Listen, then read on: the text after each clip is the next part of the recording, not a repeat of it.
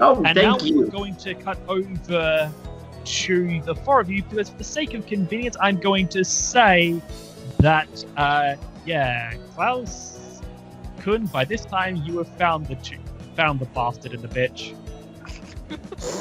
What? They're mad. I guess that's that. Oh, really? I never would have thought it. Yeah, suddenly all the second Klaus spots Korim. All Korim can hear is very enraged. Korim! Korim, what do you do? And angry Klaus running towards him. Also, when Jerry posted posting ball bearings right after the Korim, all I read that for a second is, oh, balls.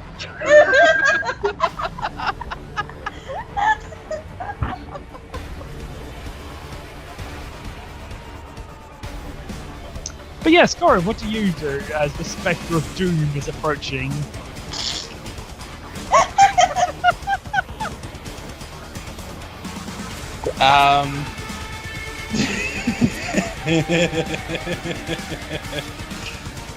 Basically, Korim knows better than to run at this point. That would only make things worse. Yeah, Kun's just like, stop. Careful, it's flooding. Yeah, Kun's just like, stop, don't come back.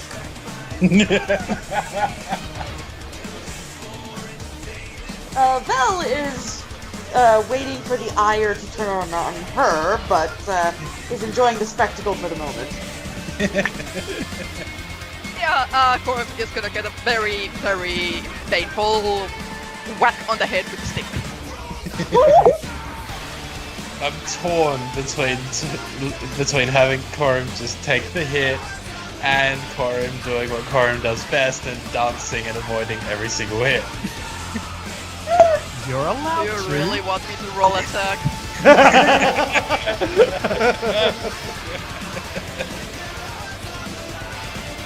I'm legally not. For the sake of experience, I wish I didn't have to say this, but legally, I'm not allowed to stop you.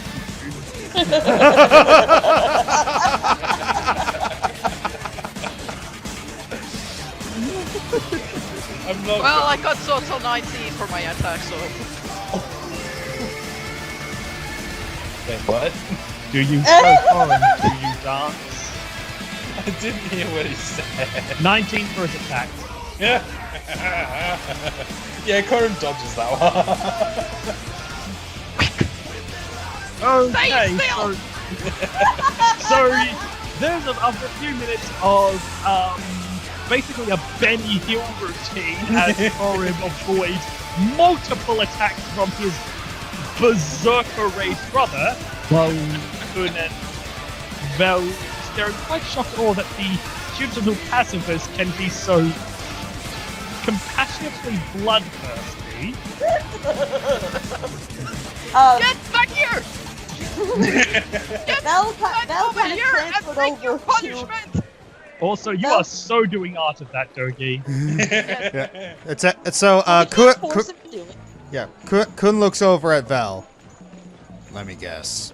Time sensitive task. Not necessarily. I don't think it was. Oopsie, sorry. My mic fell over.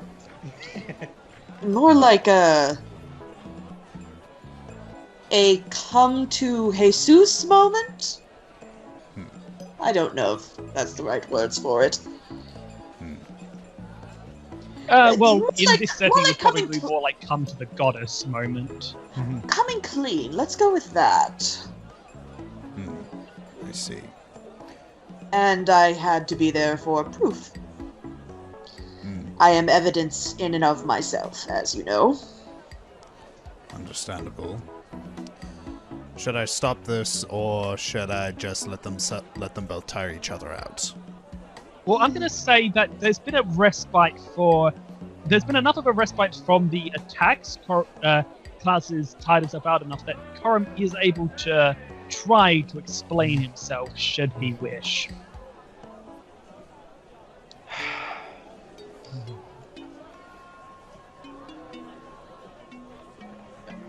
How to do this, how to do this. You can start with an apology! Yeah, Claus is finally out of breath. He's just leaning on the quarterstaff. He's like, this is why I normally stay still. And Vell floats back into Klaus and sort of... It sort of feels like she's giving your soul a hug. Aww. I am not warmed up by this. I am not going to be.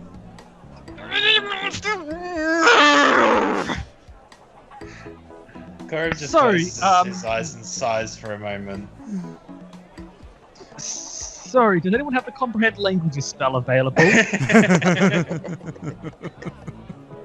Yes, suddenly Klaus is cussing in Infernal.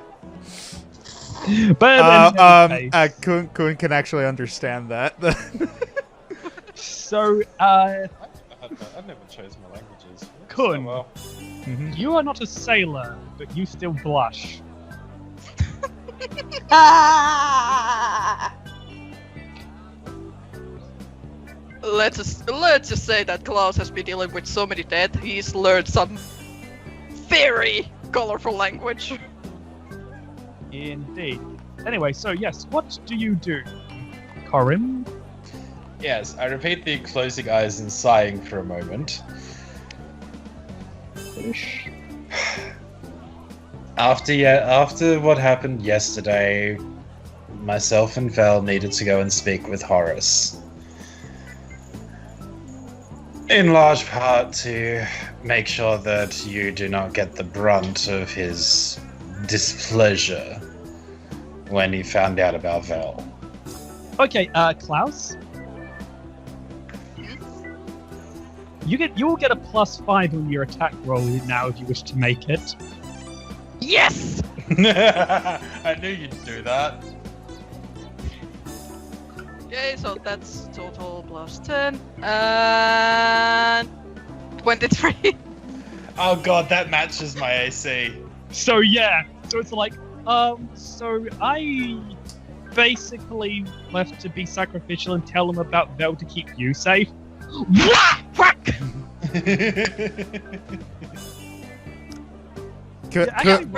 Actually roll for the damage this time, Klaus. Oh dear. Give me a second.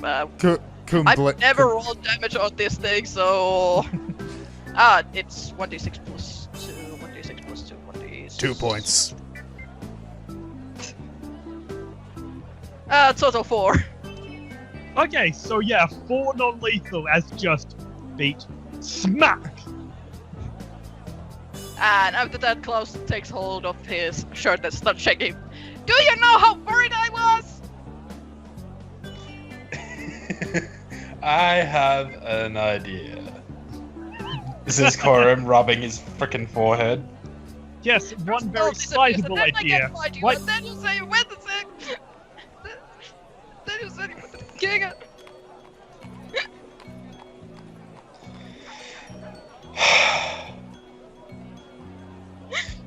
Yeah, Korim, of course, frickin' hugs Klaus. Look, yeah. Ow, that actually hurt getting up.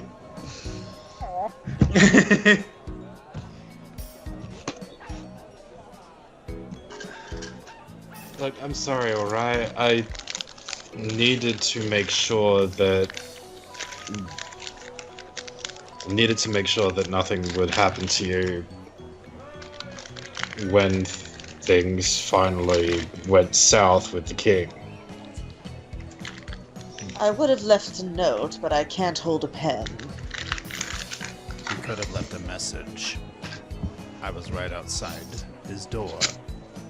When did you Yes, get but- when did you get this idea to leave, Korim? How many hours has it been? I'll just say you tell him roughly when you got the idea. Well, actually, you got the idea the night at the last night, so it's been quite a while you've had to think about it. And so you believed it would be better to ask for forgiveness than permission. In a sense, it was more distancing Claus from any potential fallout.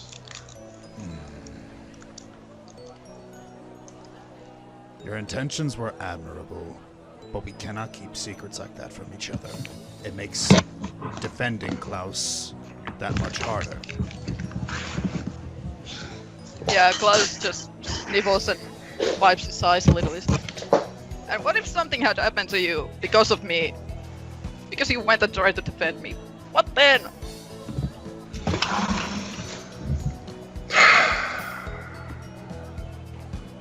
If something had happened to me, it would have been because of me, not because of you.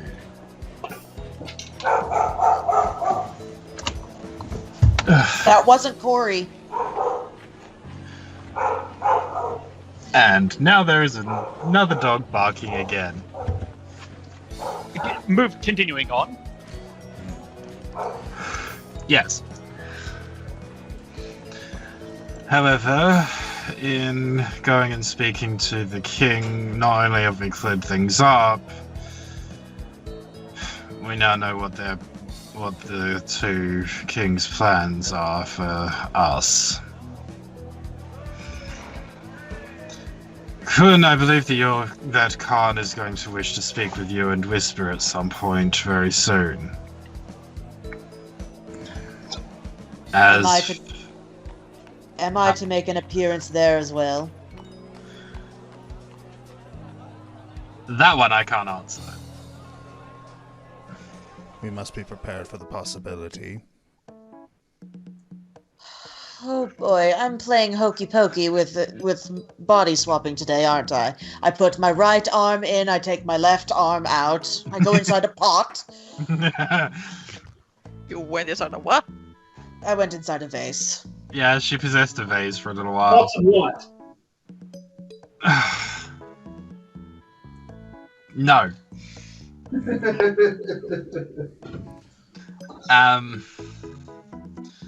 The only issue that might come from that is, well, mind you, you're dead. There's not much that they can do to you. Oh, there's plenty you can do to a ghost. Yes. Horace ordered her to remain with you. And I have no idea what his plans for you are, but he's sending me off to assist the Hawks with what they are planning on doing at the Cove. I see. Is Horus the reason why we've seen a few other hedge witches around?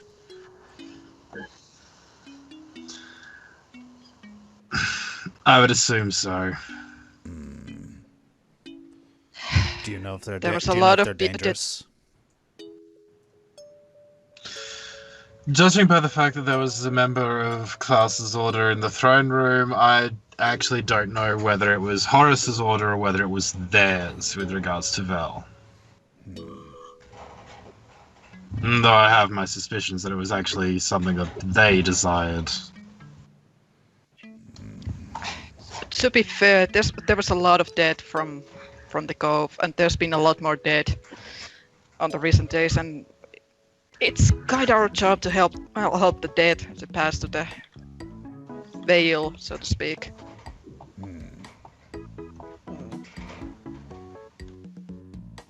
Have you ever asked them if they want to go? Just wondering. Yes, every time. We cannot force someone to go to there. Or we can, but it can be very, very harmful, and that's not what we're supposed to do.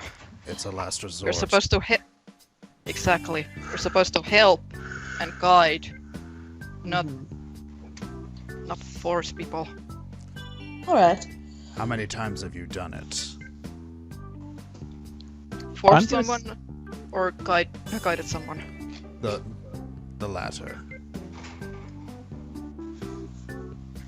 Ian? Are you asking me? Yeah, because you were about to say something, and I'm like, is he giving me the answer? Yes. Klaus, you have never actually done it before. You've been trained to do it, you know the theory, but you have never actually passed someone onto the other side. Not once yet. In fact, Like you don't know, just gonna say, you don't know if anyone has actually done it before. At least they have. I mean, they perform the rites, they do the rituals, they go through the ropes. But you've never heard of an incident like Vell's, except in where there is an actual spirit that needs to be moved along, except in the stories. I'd imagine they're keeping a close eye on you to see if you will succeed or not. We looked at them earlier, they didn't seem hostile. That could have been an act. For now I shall remain vigilant.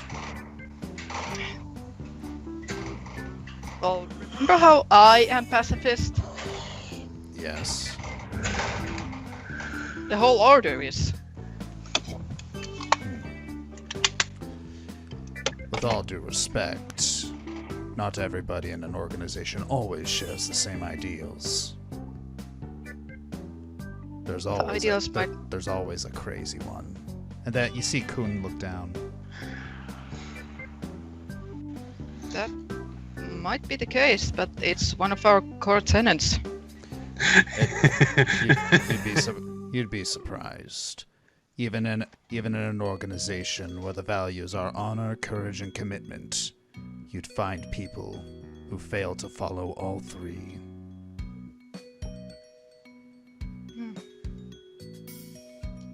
Well, should I roll something to think if Claus has ever met anyone from his order that has never been a pacifist? You can roll. Okay, what should I roll? Just history or? It would be knowledge religion. If you don't have that, give yourself a +10 to it, because Actually, I have +13 to it. Oh. Yeah. Awesome. I was going to say, if you don't have knowledge religion would definitely fall into the. It 13! makes sense for your character to have it. What'd you get in total? In total, 30. Okay, very good roll. Not that you know of. Unless there is some crazy sect that you weren't aware of, no, everyone you know in the order seems pretty much like they go along the pacifism part of it. You've certainly never heard or seen anyone in your order committing violence. Yeah, Claus, however, doesn't say anything about it because, he doesn't want to disagree with Khan because keep an open mind.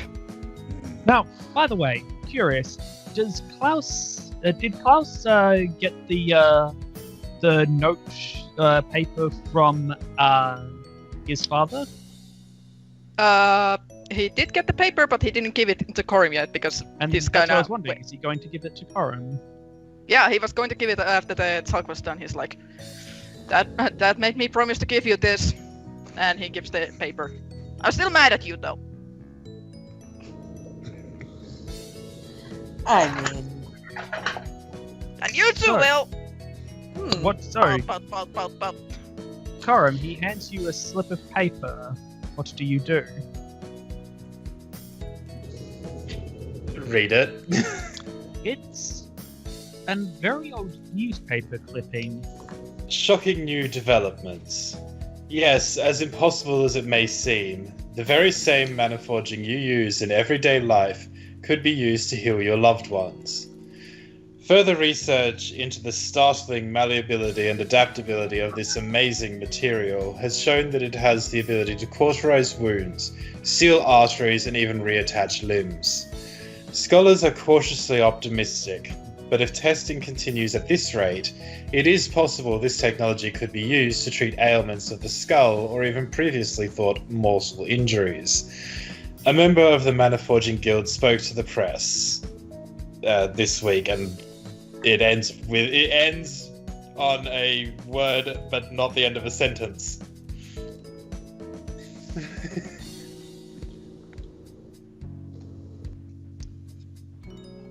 How unfulfilling. Yes. Mana forging, huh?